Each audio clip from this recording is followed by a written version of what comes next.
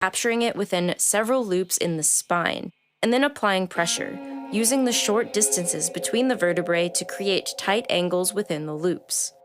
The prey's blood flow to vital organs, the brain and the heart, is restricted, causing the animal to fall unconscious and eventually die from cardiac arrest. The forest-rich habitats of the Jurassic era were perfectly suited to this exact sort of predation. A snake could hide in the dense undergrowth, patiently waiting for its prey to pass, grabbing it quickly and trapping it between the loops of its spine before it could escape. The relationship between a snake's method of killing their prey and their habitat is something we still observe today. We tend to find constricting snakes like boas in jungles and dense environments, as these habitats are perfect for ambushing their prey. But what happens if you open up the environment?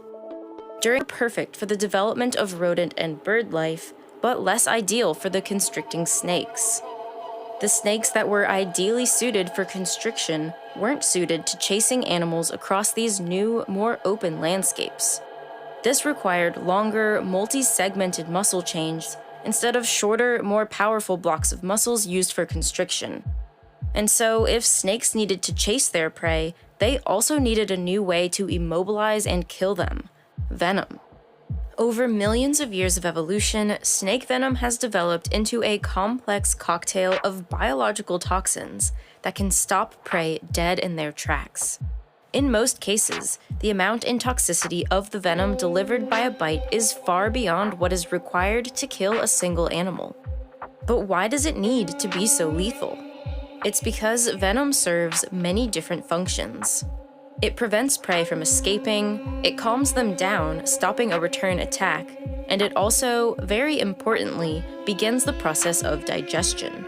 Killing the prey is an added bonus, not just because it means that they can't run away, but also because it speeds up the process of extracting the necessary entirely mammalian diet, and they all eat similar-sized animals, but there are surprising variations in the composition of their venoms.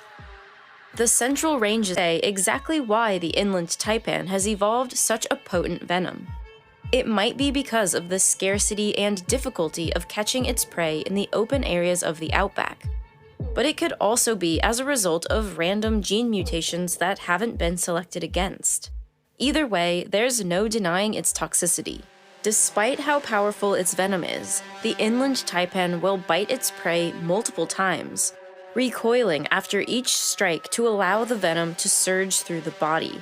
It injects a mixture of toxic proteins into the bloodstream and the animal. Well, first there are the hemotoxins. Inland manages to survive the bleeding and kidney failure caused by this first set of toxic proteins.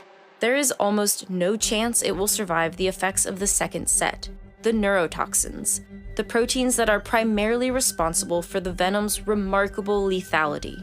Consciously or unconsciously communicate with the muscles, and the body is totally paralyzed. The lungs can't inflate, the heart stops beating, and the animal dies of respiratory failure.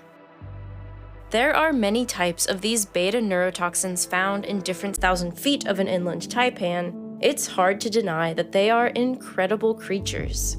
Fill my curiosity for the natural world. And to do this,